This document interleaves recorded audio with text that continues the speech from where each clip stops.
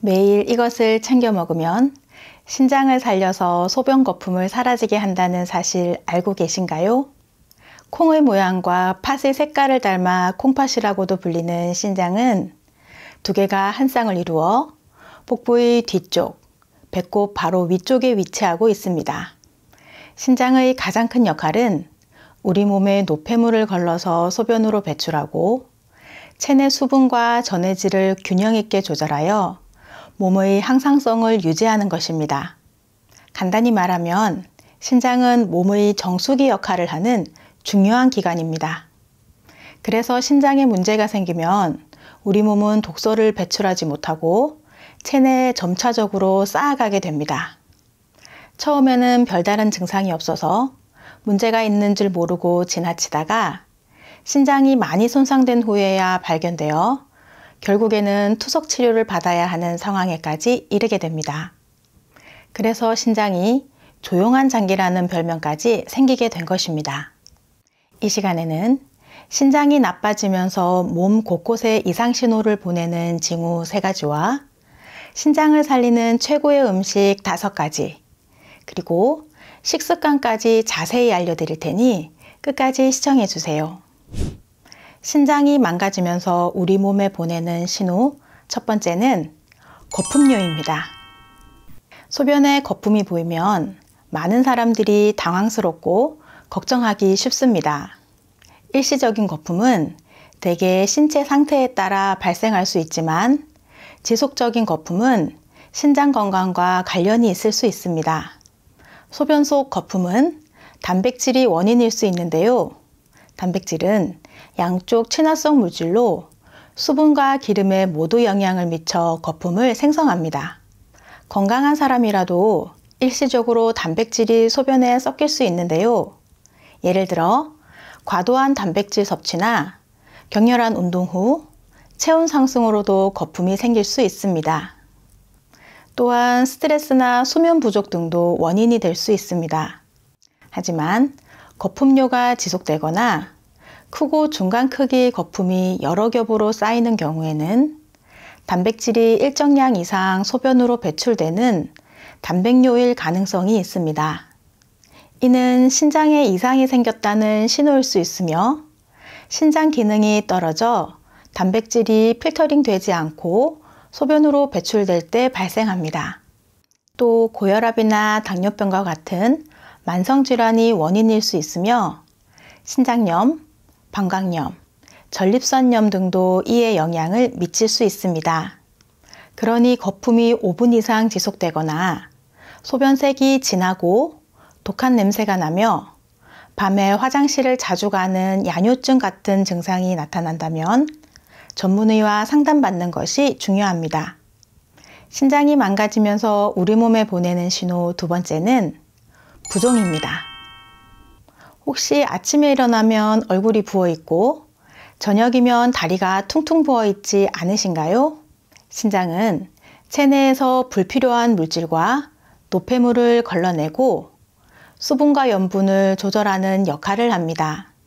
하지만 신장이 기능을 하지 못하면 몸 안에 수분과 나트륨이 쌓이게 되고 이 물질들이 혈관 밖으로 빠져나가 조직에 쌓여 부종을 일으키게 됩니다. 부종이 생겼는지는 간단한 방법으로 확인할 수 있는데요. 부종이 발생하는 부위에 손가락으로 살짝 눌러보세요. 만약 눌렀을 때 살이 바로 올라오지 않고 멈췄다가 천천히 원래 상태로 돌아온다면 부종이 맞습니다.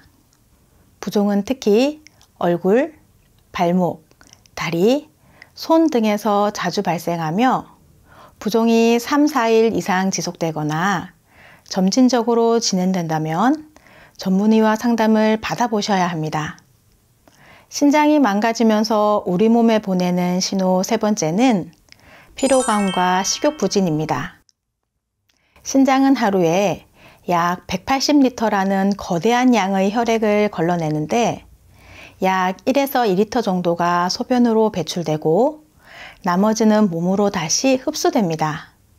이러한 과정을 거치면서 우리 몸 안의 수분과 염분의 균형을 맞추고 노폐물을 걸러 건강하게 생활할 수 있도록 하는데요.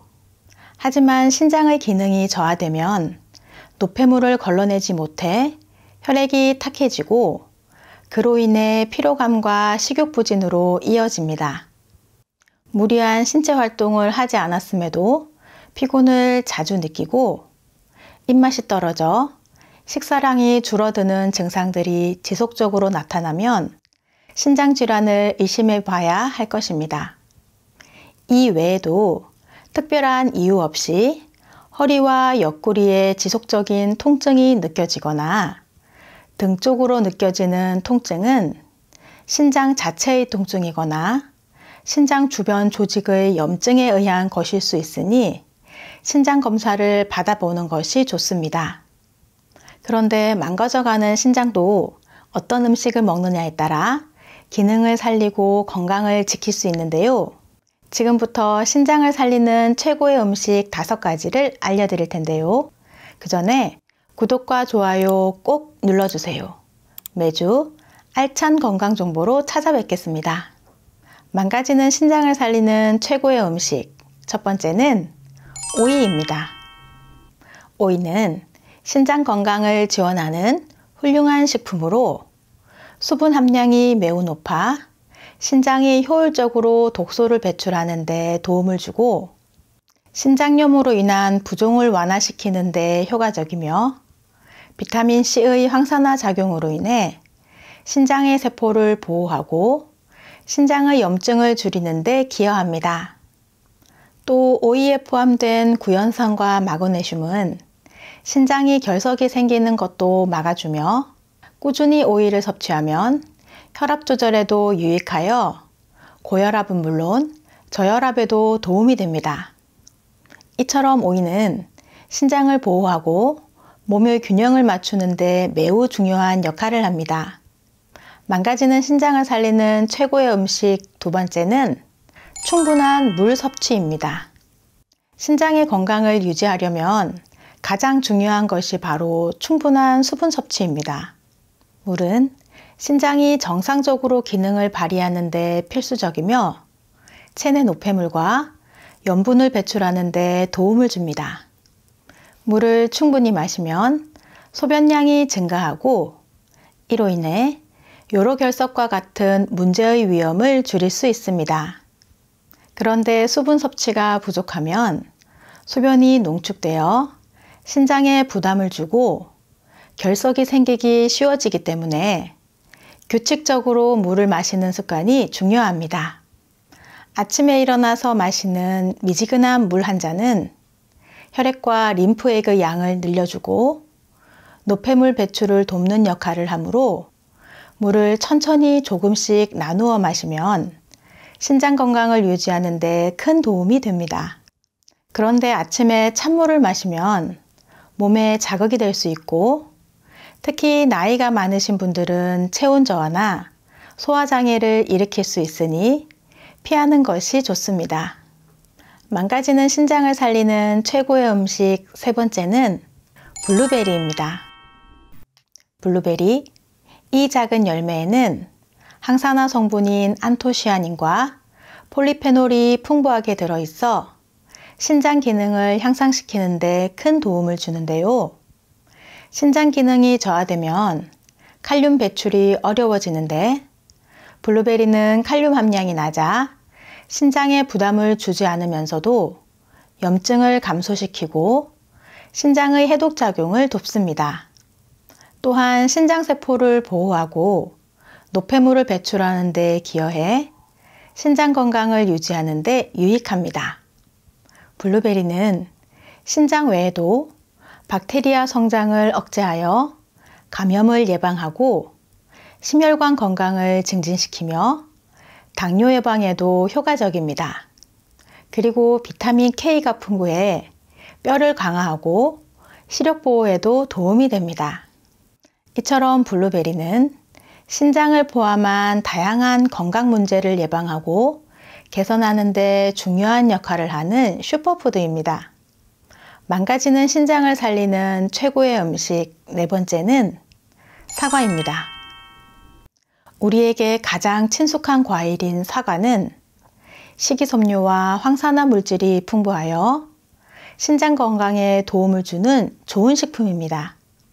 특히 팩틴은 콜레스테롤 수치를 낮추고 혈액순환을 개선하는 데 효과적이며 수분 함유량도 높아 체내 수분 조절에도 좋습니다.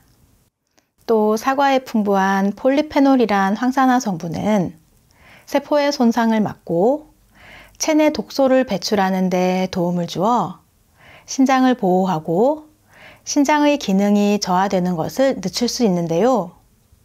여러 연구에서 사과를 정기적으로 섭취한 그룹의 신장 기능이 향상되었다고 할 만큼 사과는 신장 건강에 이로운 식품입니다. 그런데 이러한 성분들이 사과의 껍질에 많이 있으니 사과는 깨끗이 씻어서 껍질째 드시는 것을 추천드립니다. 망가지는 신장을 살리는 최고의 음식 5번째는 레몬입니다.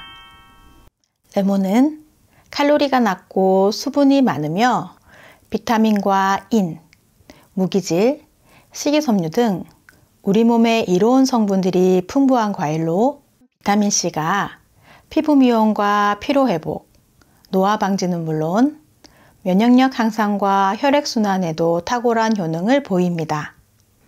무엇보다 레몬즙은 신장 건강에 큰 활약을 하는데요. 레몬즙에 포함된 강력한 항산화 물질은 신장세포를 보호하고 산화 스트레스를 줄여 신장 기능을 최적화하는 데 중요한 역할을 하며 신장에 결석이 생기는 것을 방지할 뿐만 아니라 결석이 만들어졌다 하더라도 그것을 녹이고 배출해 주기 때문입니다. 또한 레몬의 비타민C는 신장 기능을 유지하는 데 도움을 주며 요로 감염 예방에도 효과적이어서 신장 건강을 지키기 위해 레몬즙을 꾸준히 섭취하는 것은 좋은 습관이 될 것입니다. 레몬은 신맛이 강해 그냥 먹기는 힘든 과일이기 때문에 레몬술을 만들어 먹는 방법이 있습니다. 레몬술을 만들기 위해서는 레몬 1개를 세척해서 슬라이스하여 물 1에서 1.5리터에 넣고 우려서 먹는 방법과 레몬즙을 바로 물에 타서 마시는 방법이 있습니다. 레몬을 물에 우려 먹기 위해서는 껍질을 깨끗하게 씻어야 하는데요. 베이킹소다로 껍질을 문질러 씻고 물에 10분 정도 담갔다가 여러 번 헹궈줍니다. 그리고 끓는 물에 30초 정도 살짝 굴려주시면 껍질이 더욱 깨끗해집니다. 썰기 힘든 양쪽 끝은 남겨두고 레몬을 슬라이스해서 준비한 물에 담궈주세요.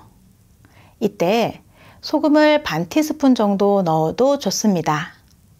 남은 양쪽 끝부분은 즙을 짜서 물에 섞어서 20분 정도 지난 후에 드시면 됩니다. 여기에 오이도 반 개 넣으시면 맛이 더 풍부해져 훨씬 더 좋습니다. 그리고 레몬즙을 이용하실 때는 입맛에 맞게 양을 조절하시면 되는데요. 레몬에 다량 함유된 구연산이 치아의 에나멜을 부식시킬 수 있어 드실 때 빨대를 이용하시거나 레몬술을 드신 뒤에는 입안을 헹구어 주고 30분 정도 후에 양치를 하시는 것이 좋습니다. 그리고 역류성 식도염이나 위염, 위궤양이 있으신 분들이 빈속에 드시면 위산 분비가 촉진되어 좋지 않으니 식후에 드시거나 섭취를 자제하는 것이 좋습니다. 끝으로 신장의 건강을 위해서는 평소 식단 관리도 중요한데요. 짠 음식과 인산염이 많은 가공식품은 피하시고 지나친 단백질 섭취나 진통제, 너무 많은 양의 영양제도 신장 건강에 이롭지 않다는 것을 꼭 기억하시기 바랍니다.